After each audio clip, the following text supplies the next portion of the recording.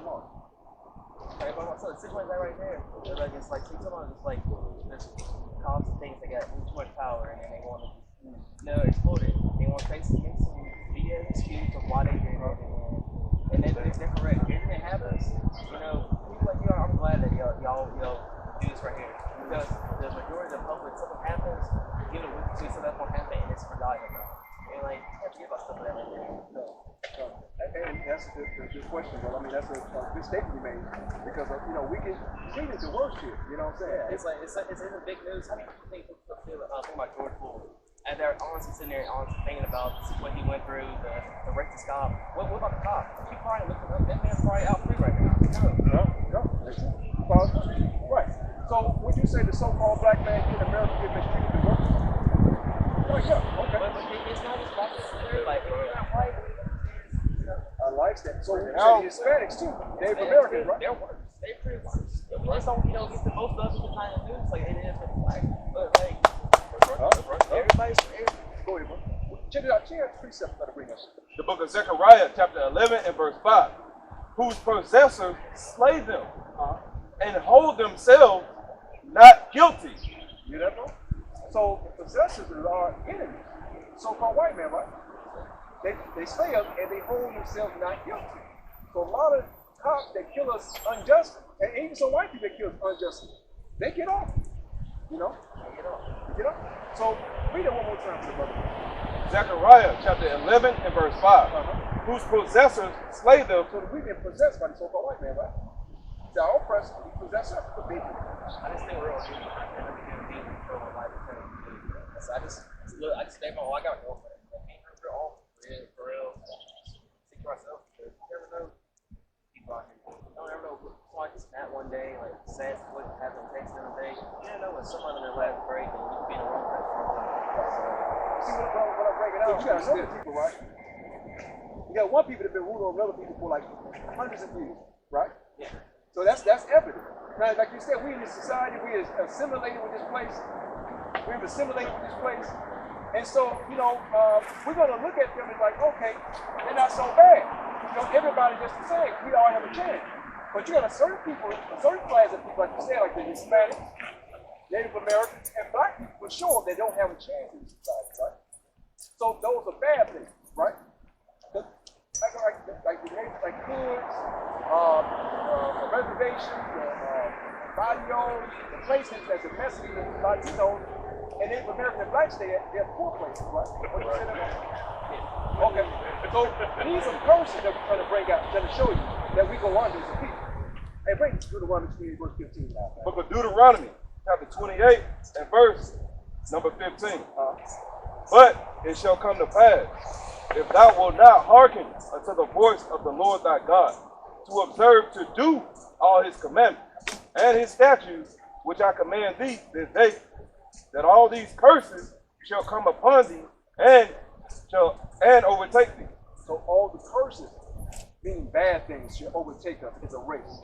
You understand? So that Moses, when he was speaking to us, he wasn't speaking to no one individual. He was speaking to all of us as a people. Like you were saying, like certain people in our society, in this society, they may have it good, right? But whether you be rich or poor, as a black man, well, really an Israelite, you're going to go through the curses. Hey, I'll bring up this again. Remember Oprah? You know Oprah Winfrey. Yeah, right. Oprah Winfrey went to France, right? She was once the richest woman in America. You know what I'm saying? She went to France to buy something out of the store. They told her to get out. Her mind is not working with her, right? Oprah could have bought the store. But they told her your mind's not working with her, right? Too many people who can afford a handbag worth more than $35,000, but Oprah Winfrey can. She is, after all, a billionaire. So when she went into a Swiss store and asked to look at one, she was surprised to be told, no, it's too expensive for you. Oprah calls it racism. Others call it a misunderstanding. In any case, it certainly touched a nerve. Brian Moore has the story. She's one of the world's richest and most recognizable women. But when Oprah Winfrey wanted to look at a pricey handbag in this store in Zurich a few weeks back, a store assistant refused. She says to me, no, it's too expensive. Oprah, who raked in $77 million in the past year alone, tells Entertainment Tonight the refusal really wasn't about the $38,000 price tag. It was about skin color and the saleswoman's assumptions. She said, no, you don't want to see it. You want to see this one because that one will cost you, which will not be able to afford that. And I said, well, no, I really did want to see that.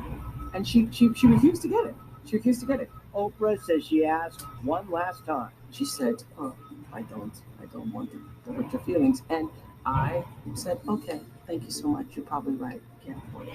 I walked out of the store. So it don't matter whether we're rich or poor or what status, we gonna follow these persons, right? My dad, he don't even take a white man money. He opened his own company. He dropped out of school in 8th grade for concrete, and he makes his own money. He has to deal with like the white contracts right there. He try to play him a fool, and they're like, oh, well, we'll pay you this much for here to do, and like he knows his work. And so he turns it down. So it's been better now since like this has been doing it for 20 years now. Hey, you know what? That's a testimony right there, man. When we leave our enemies, the Lord bless us, man. Right. That's what the Lord told us to separate from our enemies. Man. Right.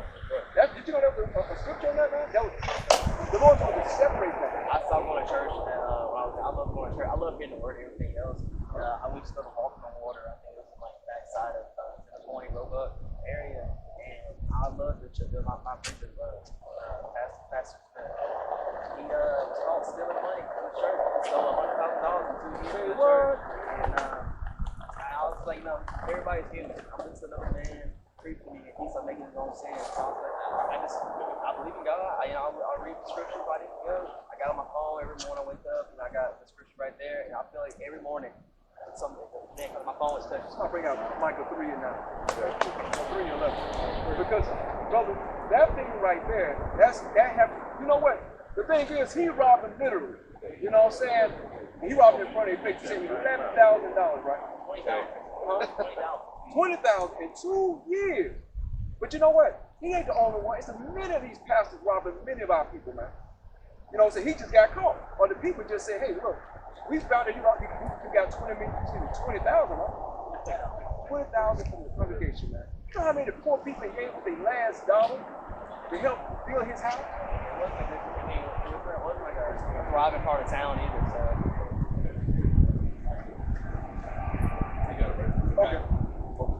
Check this out. You talking about your pastor, right? Check this out. This is the book of Micah, chapter 3 and verse 9. 3 and 11. 3 and 11. Thank you. Something like that. Chapter 3 and verse 11. Now also many nations are gathered against thee that say, let her be defiled, and let our eyes look upon Zion. Micah 3 and 11. Micah 3 and 11. You got it? Check this out, bro. We're going to show you because this is the thing, man. Many of our pastors, man, many of the priests have stolen from the people, man. Because they're not out here free willing trying to help the people, man. They out here trying to take money from the people, man. And the Bible says The book of Micah, chapter 3 and verse 11. The heads thereof judge for reward. the heads judge for reward. You know who the heads are? The priests, the leaders. You know, some of your politicians, they're the heads. But right now, it's talking about the priests, the pastors, man. They the judges. They the judges of the people. They judge for reward, meaning for money, for filthy lucre. You know? They don't do it out of this pure love for the people, man. You know? I used to always wonder why the pastors never talk about black on black crime or seeing sisters out there being prostituting themselves down the strip. Why they never talk against that thing in the church? Never. Or talk about not being a drug dealer, you know, stuff like that. Or police brutality. Why not? Because they judge for reward. They did it tell the people how they feel and tell good things what the people want to hear. Especially women. Malachi 3:8. Will a man rob God? It is? Wherever, bro? Will a man rob God? Yet ye have robbed me. But ye say, wherein have we robbed thee? In tithes and offerings. You see that? So they robbed, that pastor of yours, he robbed the Most High. Tithes and offerings about robbing his people. So I agree with time. I appreciate talking to y'all. Do y'all have like social media, anything I can follow y'all on? So I can see y'all deep. And that scripture we just read, they use that to justify having tithes and offerings in the church. They read the New Testament, say the laws are done away with, but they keep the law tight because there's money involved. You see what I'm saying? But the Lord said they teach for hire, but we're supposed to be teaching knowledge. Just like the brother was saying right here, just like these brothers were saying, they're not going to speak against anything. They're not going to speak against the black on black crime. They're not going to speak against the sisters out there whoring and stuff. So they got a lot of hoes in the church. And they preach for hire. They preach for hire. That means that the people who giving them money, they're not going to talk against them folks. They preach for hire. Instead of feeding the sheep, they feed themselves. They're not going to put their money in their pocket. Right? That's what they want to do. They want to feed themselves. Instead of feeding the sheep, they're going to see to it that they get that money. See to it that they live good. They're not going to preach what they're supposed to preach. But the people that's in there are sinners, and the people that's in there want them to prophesy smooth words. They don't want to hear nothing rough. See? They are paying them, they're getting money from them. So what they gonna say something against them for? Because they preaching for hire. They ain't trying to feed those people. I like everything else. Now I'm gonna tell you something else before you leave. I want you to hear one more thing before you go. Something you said earlier. You said you keep to yourself, you don't bother nobody, and you just do live like that. Things ain't gonna happen to you. That's false, brother. That's a falsehood. These brothers they was talking the other day in a lesson plan. They was explaining to our people that a lot of places you go, the police will plant drugs on you. And they was going after people just like you, trying to keep a clean record and live right. They was saying don't plant no drugs or no weapons or nothing like that on people with a criminal record. Plant it on people, the brothers, who trying to live right, because they gonna do no good to plant on somebody that already got a record. We want some who ain't got no record. So that means people like you out there thinking you finna slide on through and be safe, slide on through, they looking for you. I'm trying to tell you what the scripture is. And this is already going on. And if you just turn a blind eye to it, they just like you ignoring what's happening to your people. All right? Don't know what's going on, what's happening to your people because it ain't happening to you yet. All right? Be concerned about it before it happens to you. I say be concerned about it because it's happening to your people. Right here in Alabama. They're looking for brothers with clean records, plant drugs on them, and that's what they're known for. Isn't that right? Yes, sir. That's right. I just want you to know that for you leave here, man. I appreciate talking to everyone. We need you out here, King, with us, man. Benaya. Brother, bye. Fucking cool, man. All right, bro. Before you leave, who else? What was the whole reason why the brother threw the go?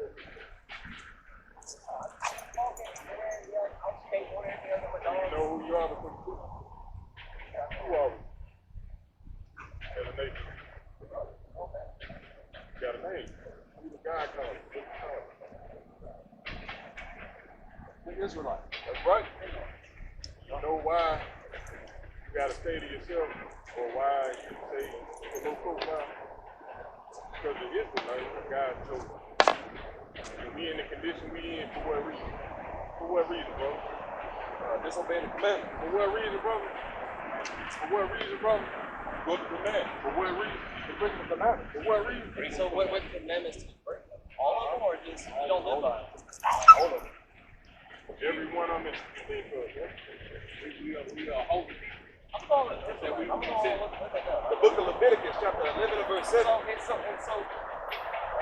know before everybody, since I know you rush, but I got a question on that right there. That you said, commandments, read from the Bible, and just, I'm confused now. I'm just confused on that question. That's it. So if it's break commandments, so you don't believe, I understand you believe, so y'all don't like the rules that were established there. So why read the Bible? That's what I'm asking. I guess that's what I'm confused at right now. I guess I can figure you said that right there. You don't break commandments, but We don't break them. We have everybody that's broken. And that's why we in the condition we in. generation. Okay. Not everybody, but it's chosen. This world is out of order because we got order. We have to pay for the I'm sorry, my bad. And you know what? Let me check right quick, bro. Maybe I can get something. on the law. The book of Leviticus, chapter 11 and verse 7. And the swine, though he divide the hoof and be cloven footed, yet cheweth not the cud, he is unclean to you. So those are one of the laws that we broke, right? Eating pig, you know, eating swine. The Lord said we're not supposed to do it, but we did it anyway. We do it to this day. And destroys our body. That's why the Lord told us not to do it, man. But you can't tell our people, no. But we love them, right? Another command we broke was black on black crime, like you were saying. I mean, we, do the thing we're supposed to do, respect one another, we'd be all right, we're doing the right path. But we didn't do that. We started hating one another now. Those put us in, and therefore we became slaves to this place, man. And I was about to show you this, brother. If you didn't know, bring that, I got it. The book of Leviticus, chapter 11 and verse 19. Book of Leviticus, chapter 11 and verse 25 and verse 21 and 5. They shall not make baldness upon their head, neither shall they shave off the corner of their beard. And that's another commandment. So we supposed to not be, shave face. We're supposed to keep a beard. You got a hair in your head, which is a good thing. We're supposed to have a beard going up, you got to grow it full. You know what I'm saying? Okay, that's good then. That's good. As long as you try to keep it. But those are commandments that we broke. See, we used to shave our faces so we look like the Romans and look like the Egyptians. So they were shaved faces. So that's why the Lord said, hey, I'm going to put you in this captivity if you're not obeying my commandment. It's a small commandment, but it means it. Right. The book of Leviticus, chapter 18 and verse 20. Moreover, thou shalt not lie carnally with thy neighbor's wife to defile thyself with her. See, that's another commandment we broke. We start laying with our brother's wife, start committing adultery. That's what happened, man. These commandments we broke, the Lord gave it to us. See, my white man, look, in his law book, you can do whatever you want to, bro. You know what I'm saying? He's not going to put you in jail for committing adultery. He's not going to find you for committing adultery with your wife or your wife for doing adultery with you. You know, that's just your business. Well, the law said in our law, the Lord told us not to do that thing. You know what I'm saying? So check this out, bro. Now, you already know, but I can show you he's an Israelite, right? If you know. And we are the only ones that suffer from the condition from not breaking the Lord's commandments. You see right here? This right here. These right here, the 12 tribes of Israel. These right here, the 12 tribes of Israel. That's the so-called Negro. This is the tribe of Benjamin. That's the so-called West Indian. You have the tribe of Levi. That's the Haitian. The tribe of Issachar. These are the Mexicans. These are the 12 tribes of Israel, man. So our people wasn't taught these things, in this society or in church. So we are here to show our people these are the tribes you're from. You're from the nation of Israel, and you're from one of these tribes. Let me ask you, which one of your fathers? What would you say your father is? My father is mixed. I don't He know. mixed? Yes. You don't know his father? I never met his father.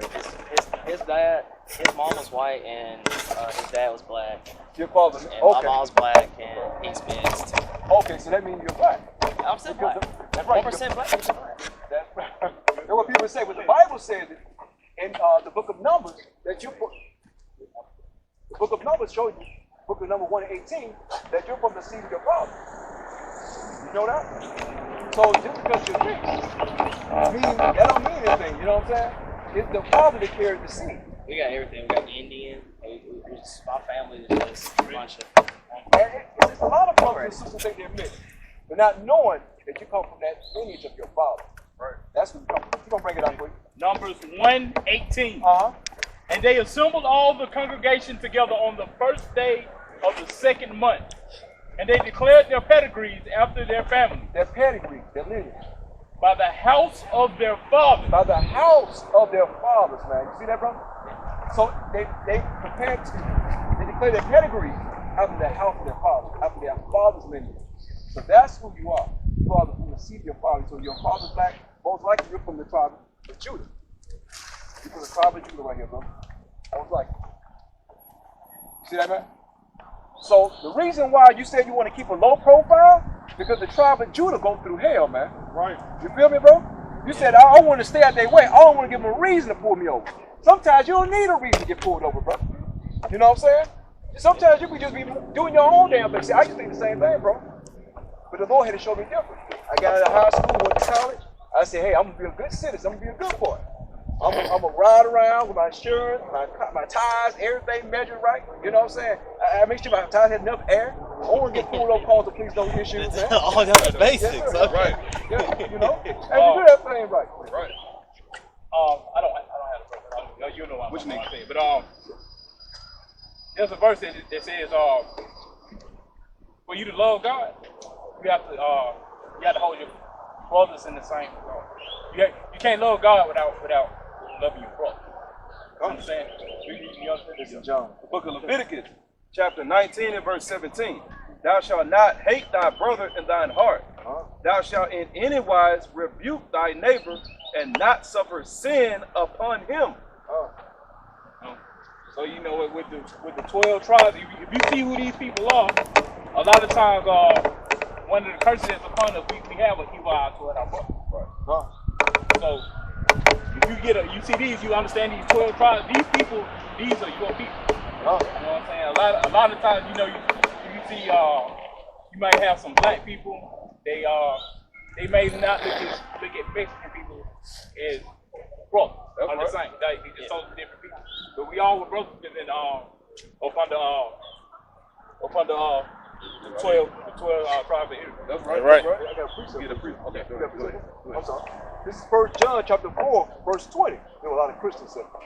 If a man say, I love God, and hate of his brother, he is a liar. For he that loveth not his brother, who he have seen, how can he love God, whom he have not seen? You know? So yeah, basically going on what the brother was saying, a lot of our people say they love God. I love God, but they hate their brother. You know what I'm saying? A lot of people, a lot of Christians. Every day. Huh? Look at the Christian pastor. I love God. I love God, but he hates his brother. He tells lies all the time, man. He take our money, man. He mislead our people, man. A lot of Christians say that. Go ahead, How you love God, right? You know what is required to love God? What is that? Yeah, and he The book of 1 John, chapter 5 and verse 3. For this is the love of God, that we keep his commandments. That we keep his commandments. And his commandments are not grievous. Right? So that would be the love of God. How you love God. Because you got to show him. Come here to word, sister, real quick. Real quick. Right, y'all break this guys. I appreciate it so much. Y'all take care, okay? I got wait one more thing. One more question, brother. Just one more thing. Brother. Who are we? Just one more thing I want to share with you before you go. Just remember how. Thank you.